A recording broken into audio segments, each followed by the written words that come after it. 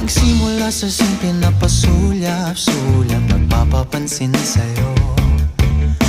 Umabot sa palitan ng mga mensahe, kilig na kilig ako. Kumusta, kain na, hello, magandang umaga.